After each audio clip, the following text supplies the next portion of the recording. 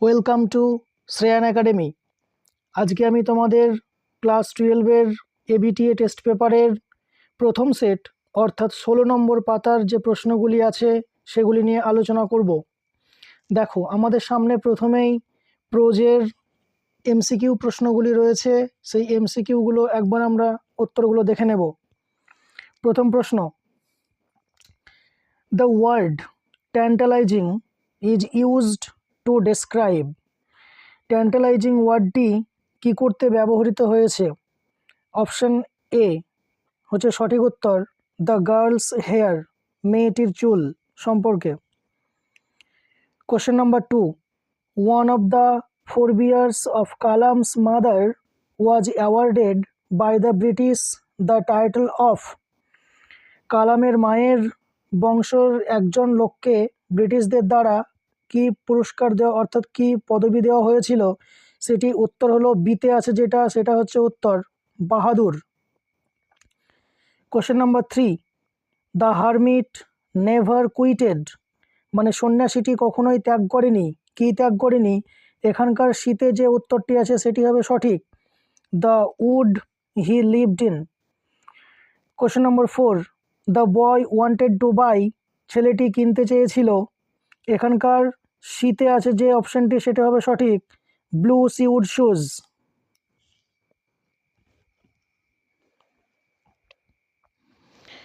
এরপরে পোয়েট্রির যে প্রশ্নগুলি আছে সেগুলো একবার দেখে নেব আমরা।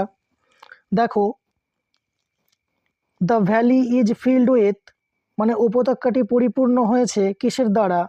এর বিতে আছে যে উত্তরটি সানলাইট, সেটি হবে সঠিক। Question number 6, in miniature boughs the word boughs means, এখানে বাউজ শব্দের অর্থ কি চেয়েছে আমাদের? লিভস হচ্ছে এর সঠিক উত্তর। The darling birds of May are second by, মানে ডার্লিং মানে প্রিয় কুড়িগুলো মে মাসের নড়ে যায় কিসের দ্বারা? ডিতে যে উত্তরটি আছে রাফ উইন্ডস, সেটি হবে সঠিক উত্তর। তারপরে 8 নম্বর question, grasshopper takes the lead in dash luxury, সঠিক উত্তর হবে সামার লাক্সারি। এরপরে আমরা ড্রামার যে প্রশ্নগুলি আছে সেগুলো একবার দেখে নেব। স্পিট ইট আউট,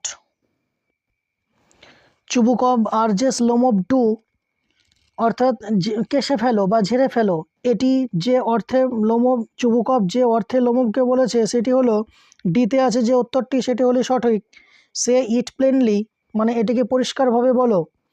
তারপরে প্রশ্ন হচ্ছে, the name of the younger aunt of Lomb is, লোমবের ছোট কাকিমার নাম কি? সঠিক উত্তর ডিতে আছে সেটা হবে সঠিক, নাস্তার মিলবনা। তারপরের প্রশ্ন, নাতাল্লা ইজ ইন হার, নাতাল্লা হয় তার কত বছর বয়সী? এটা হচ্ছে মিড 20s। তারপরের প্রশ্ন, চুবুকব ইজ এ ড্যাশ, চুবুকব হয় একজন কে? সিতে আছে যে উত্তর সেটি হচ্ছে সঠিক, ল্যান্ড ওনার। এবারের এসএকিউ এর যে প্রশ্নগুলো সেই প্রশ্নগুলো আমি অলরেডি খাতার মধ্যে লিখে এনেছি এবং তোমাদেরকে আমি পড়ে শোনাবো।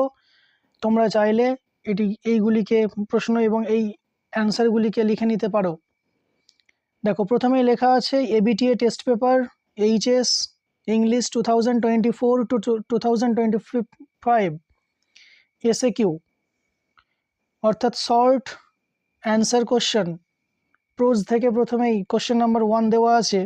1 নম্বরে, where did Kalam's father go every morning after the নামাজ, কোথায় কালামের বাবা প্রতিদিন সকালবেলায় নামাজের পর যেতেন?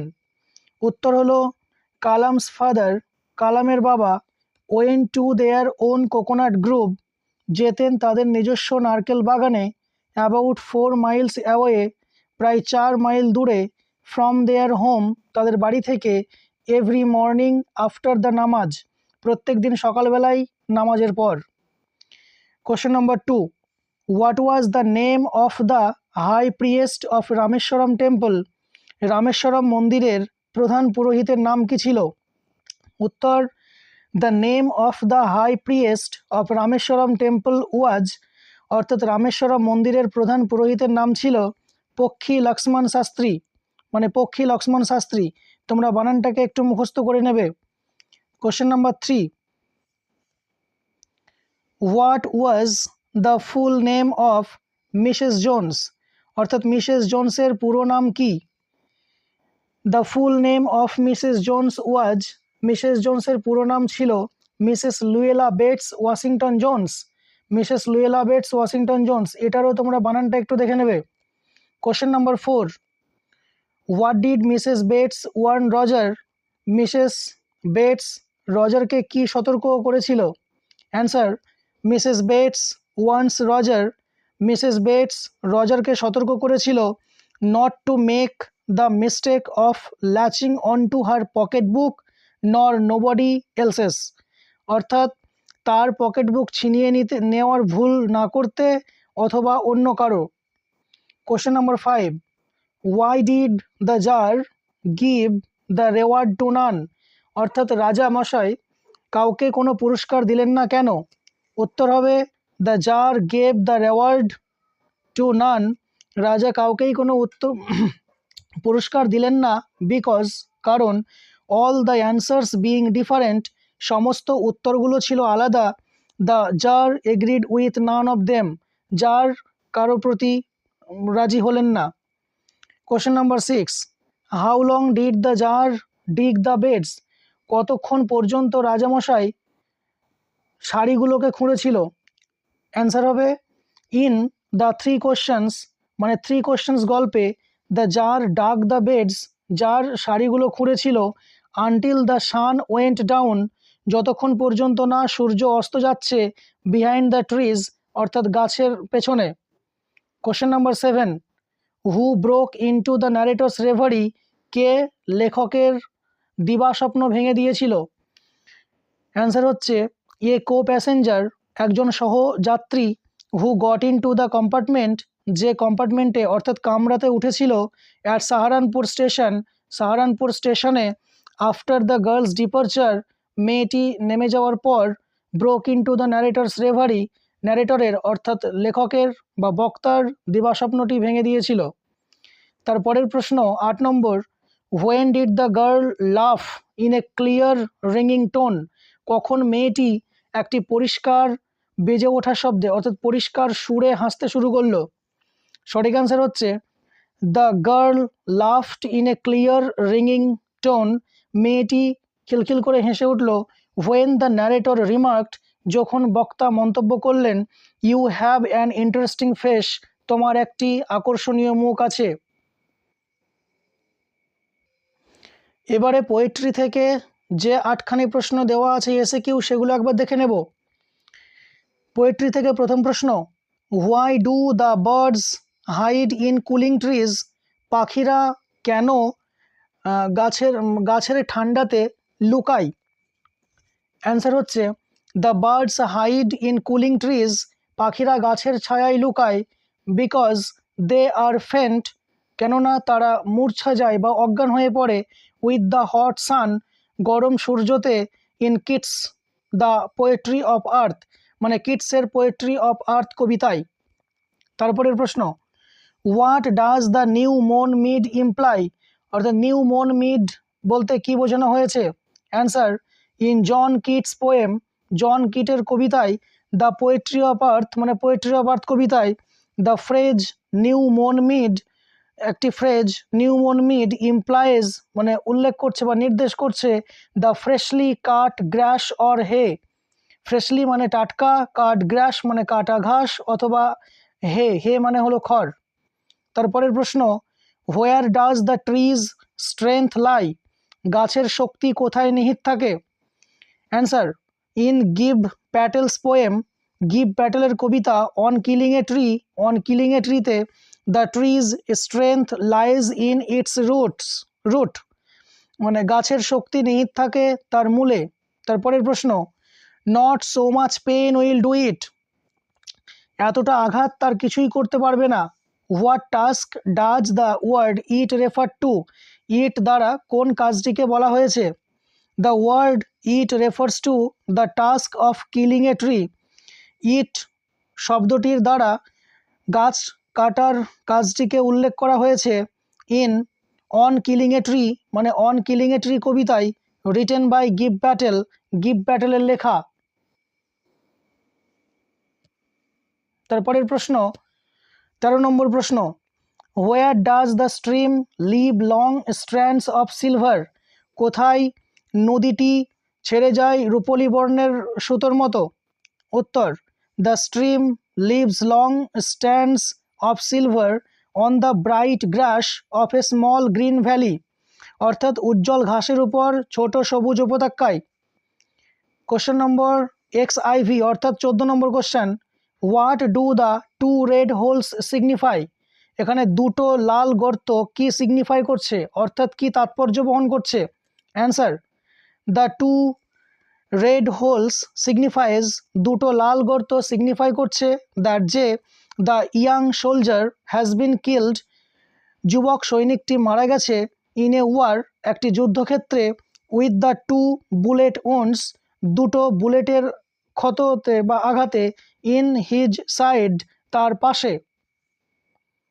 তারপরের প্রশ্ন XV অর্থাৎ 15 নম্বর question, how does the poet Shakespeare want to perpetuate the beauty of his friend, কিভাবে কবি শেক্সপিয়ার তার বন্ধুর সৌন্দর্যকে পারপেচুয়েট করতে চেয়েছেন, অর্থাৎ চিরস্থায়ী করতে চেয়েছেন? উত্তর, দ্য পোয়েট শেক্সপিয়ার, কবি শেক্সপিয়ার, ওয়ান্টস টু পারপেচুয়েট, চান অমর করে দিতে, the beauty of his friend, তার বন্ধুর সৌন্দর্যকে, বাই গ্লোরিফাইং হিম, তাকে গৌরবান্বিত করে, ইন হিজ ইটারনাল ভার্স, তার চিরন্তন কবিতার মধ্যে দিয়ে। নেক্সট প্রশ্ন XVI বা 16 নম্বর question, what does the eye of heaven refers to, eye of heaven বলতে কি উল্লেখ করা হয়েছে? Answer, the eye of heaven refers to the sun, eye of heaven বলতে সূর্যকে বোঝানো হয়েছে, ইন শেক্সপিয়ার সনেট 18, শেক্সপিয়ারের 18 নম্বর সনেট কবিতায়। এখানেই আমাদের প্রোজ এবং পোয়েট্রির এসএকিউগুলো কমপ্লিট হলো। এবারে গ্রামারের যে ডুয়াস ডিরেক্টেডগুলো দেওয়া আছে সেগুলো নিয়ে একটু দেখে নেব আমরা। প্রথম প্রশ্ন, my parents were widely regarded as an ideal couple, আমার পিতামাতা পরিচিত ছিল একটি আদর্শ দম্পতি হিসেবে, ভয়েস চেঞ্জ করতে হবে। এখানে অ্যান্সার হবে, people widely regarded my parents as an ideal কাপল। 2 নম্বর প্রশ্ন, as soon as she left the train she would forget our brief encounter, negative sentence করতে হবে। এই ধরনের অ্যাজ সুন অ্যাজ দিয়ে যে প্রশ্নগুলো শুরু হয় সেগুলোকে নেগেটিভ করতে দিলে নো শোনার দেন, নো শোনার, প্রথমে নো শোনার আর মাঝে দেন, এটা দিয়ে করতে হয়। দেখো কীরকম অ্যান্সার হবে, no sooner had she left the train then she would forget our brief encounter, এখানে খেয়াল রাখবে অ্যাজ সুনাজের জায়গায় নো শোনার বসবে, আর যে কমা দেওয়া আছে সেই কমার জায়গাতে দ্যান বসবে, বাকি সব অ্যাজ ইট ইজ হবে, আর নো শোনারের পরে হ্যাড কথাটি বসবে, নো শোনারের পরেই বসবে। তারপরে 3 নম্বর প্রশ্ন রয়েছে, this is the best time, positive degree করলে কি হবে? No other time is as good as this, কোনো সময়ই হয় না এটার মতো এত ভালো। 4 নম্বর প্রশ্ন, দ্য জার সেড, জার বললেন, আই কেম টু ইউ, আমি আপনার কাছে এসেছিলাম, ওয়াইজ ম্যান, জ্ঞানী ব্যক্তি, for an answer to my questions, আমার প্রশ্নগুলোর একটি উত্তরের জন্য, narration change. The tsar told অথবা সেড, সেড বললেও চলবে, টোল্ড বললেও চলবে, তো the tsar told the wise man, এখানে যে কমার মধ্যে ওয়াইজ ম্যানটো দেওয়া আছে এই ওয়াইজ ম্যানটোকে বাইরে নিয়ে আসতে হবে, দিয়ে দ্য ওয়াইজ ম্যান, তারপরে দ্যাট বসবে। এখানে যে আইটো দেওয়া আছে এই আইটো যেহেতু জার বলছে এই জন্য হি হলো, আর যেহেতু কেম হচ্ছে V2-তে দেওয়া আছে, যদিও ওখানে আমাদের টেস্ট পেপারে কাম করা আছে কিন্তু ওটা প্রিন্টিং মিস্টেক, অ্যাকচুয়ালি ওটা কেম হবে। তাহলে এই কেম মানে সেকেন্ড, অ্যাকচুয়ালি তোমার পাস্ট ইনডেফিনাইটে থাকার জন্য পাস্ট পারফেক্ট হবে, এটা টেন্স, এই জন্য হ্যাড কাম হবে, দিয়ে টু ইউ টু হিম হলো, আর ফর অ্যান অ্যান্সার টু, এখানে মাই কোশ্চেন আছে, মাইটো হিজ হবে, হিজ কোশ্চেন্স। তারপরের প্রশ্ন, there is nothing to argue about মানে সেখানে তর্ক করার মতো কিছুই নেই, এই আর্গুটার নাউন ফর্ম করতে হবে, এটার অ্যান্সার হচ্ছে there is no argument about it, এটা সম্পর্কে কোনো তর্ক ছিল না, তর্ক নেই। তারপরে the water dripping from the face, জল মুখ থেকে পড়ছে। The boy looked at her, বালকটি তার দিকে তাকালো, এটাকে স্প্লিট করতে হবে। স্প্লিট করলে অ্যান্সারটা দাঁড়ায় দ্য ওয়াটার ওয়াজ, এখানে যে ড্রিপিং, ওয়াটারের উপরে ডাইরেক্ট ড্রিপিং দেওয়া আছে, তার মাঝে তোমাকে একটা ওয়াজ বসাতে হবে, অর্থাৎ পাস্ট কন্টিনিউয়াস টেন্স এটা রয়েছে। তাই the water was dripping from, এখানে হিজ ফেস, হিজ তো না করে করতে হবে দ্য বয়েজ ফেস। তাহলে প্রথম সেন্টেন্স হলো the water was dripping from the boy's face, আর পরের সেন্টেন্স হচ্ছে হি লুকড অ্যাট হার, সে তার দিকে তাকালো। এভাবে আমাদের ডু অ্যাজ ডিরেক্টেডগুলো কমপ্লিট হলো। এরপরে যে আর্টিকেল প্রিপোজিশন আছে টেস্ট পেপারে, যে টেস্ট পেপারে যে কোশ্চেনটা দেওয়া আছে সেটা অনেকটাই ভুলভাল দেখলাম আমি সঠিক করে দিয়েছি, দেখবে। The tsar turned round and saw a bearded man, এখানে প্রথম ড্যাশে বসবে a. Come running out of, এখানে যদিও একখান ড্যাশ করা আছে কিন্তু দুটো ড্যাশ হবে, out of the wood. The man held his hands pressed dash, ড্যাশের জায়গায় এগেনস্ট বসবে his stomach and blood was flowing from under them, এখানেও দুটো ড্যাশ আছে কিন্তু একটা ড্যাশ করে দেওয়া আছে, এখানে ফ্রম আর আন্ডার দুটোই প্রিপোজিশন বসলো। তারপরে সি এর যে এরর কারেকশন আছে সেটি দেখে নেব। I would say my was a very secure childhood, এখানে তিনটি অপশন দেওয়া আছে, আই, মি, মাইন। সঠিক উত্তর হবে মাইন, অর্থাৎ মায়ের জায়গাতে বসবে মাইন। তাহলে এখানে আমাদের গ্রামারগুলো সম্পূর্ণ কমপ্লিট হলো। এবারে আমরা রাইটিংয়ে চলে আসি। ছয়ের দাগের যে রাইটিংটি দেওয়া আছে, দেখো ছয়ের দাগের অর দিয়ে বি, এই রাইটিংটি হলো right a letter two Dutta electronics Kolkata requesting for repair or replacement of the TV set which you had bought from them only 2 months ago as if it has developed certain defects, অর্থাৎ কলকাতার দত্ত এই ইলেকট্রনিক্সের দোকান থেকে তুমি একটি টিভি সেট কিনে এনেছিলে এবং সেটি ডিফেক্ট হয়ে যায়, ডিফেক্ট মানে ত্রুটি বের হয়, এবং সেই জন্য তুমি এটিকে রিপেয়ার অথবা রিপ্লেসমেন্ট করার জন্য এই চিঠি লিখছো এই দোকানের ঠিকানায়। দেখো রাইটিংটি আমি তোমাদের সামনে প্রেজেন্ট করেছি। এখানে যেটা রয়েছে সেটা হচ্ছে write a letter to MK electronics Kolkata requesting for repair or replacement of a TV set which you had brought only 2 months এগো, অর্থাৎ অ্যাজ ইট ইজ কোশ্চেন, কেবলমাত্র আমার এখানে দোকানটির নাম দেওয়া আছে MK ইলেকট্রনিক্স, তোমরা এখানে দত্ত ইলেকট্রনিক্স করে নেবে। অ্যান্সার দেখো, to the sales manager, MK ইলেকট্রনিক্সের জায়গায় তুমি দত্ত ইলেকট্রনিক্স করে নেবে। Kolkata 7,12,000। Subject request for either repair or replacement of faulty TV set. তোমরা এক কাজ করতে পারো, এটিকে হয় ভিডিওটি স্টপ করে লিখে নিতে পারো খাতায়, স্যার মহাশয় with due respect I Souvik Ghosh, আমি একটি নাম দিয়েছি, তুমি তোমার নাম সেখানে ইউজ করবে। Is writing this letter to you, মানে আমি অত্যন্ত শ্রদ্ধার সহিত আমি সৌভিক ঘোষ চিঠিটি আপনাকে লিখছি। I bought A Samsung TV set from your store, আমি কিনেছিলাম একটি স্যামসাং টিভি সেট আপনার স্টোর থেকে, দোকান থেকে, অন 10/1/2023 আছে, এখানে তুমি ডেটটা একটু পাল্টে নেবে, 10/1/2005 করে নেবে, এখানে 5। Primarily it was working well and smoothly, প্রথম দিকে এটি খুব ভালোই কাজ করছিল এবং ভালোই চলছিল। উই ওয়ার রিয়ালি স্যাটিসফাইড, আমরা সত্যিই খুব স্যাটিসফাইড ছিলাম, অর্থাৎ সন্তুষ্ট ছিলাম। উইথ আওয়ার পারচেজ, আমাদের এই কেনাটি নিয়ে, অফ দ্য টিভি সেটটি কিনে। বাট জাস্ট আফটার 1 month, কিন্তু ঠিক 1 মাস পরেই, the screen started to be hazy, টিভির যে স্ক্রিন সেটি হেজি হতে শুরু করলো। হেজি অর্থাৎ আবছা বা অস্পষ্ট। The power is automatically sometimes getting cut off, power অর্থাৎ টিভিতে যে বিদ্যুৎ কানেকশান, সেই বিদ্যুৎ কানেকশানটি অটোমেটিকভাবে মাঝে মধ্যে কেটে যাচ্ছে। So I earnestly request you, সুতরাং আমি আপনাকে আন্তরিকভাবে অনুরোধ জানাচ্ছি, to go through the matter, ব্যাপারটিকে ভালো করে দেখতে, and take notice of my complaint, এবং আমার এই অভিযোগটিকে লক্ষ্য রাখতে, as the TV set is under guarantee coverage, যেহেতু টিভি সেটটি এখনও গ্যারেন্টি কভারেজের মধ্যে রয়েছে।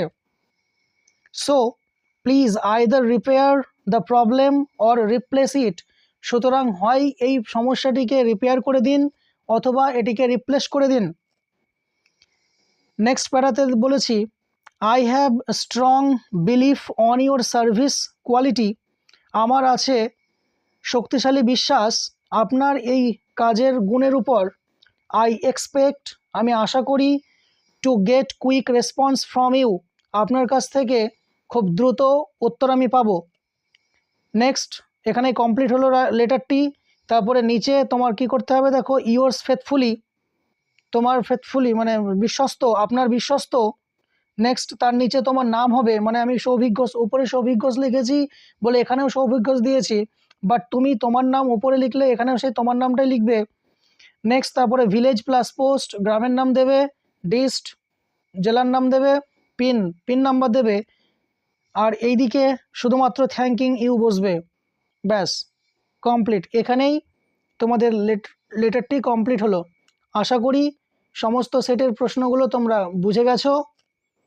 আর এই ভিডিওতে যদি কোনো ভুল বা ত্রুটি হয়ে থাকে তোমরা অবশ্যই কমেন্টে আমাকে জানিও।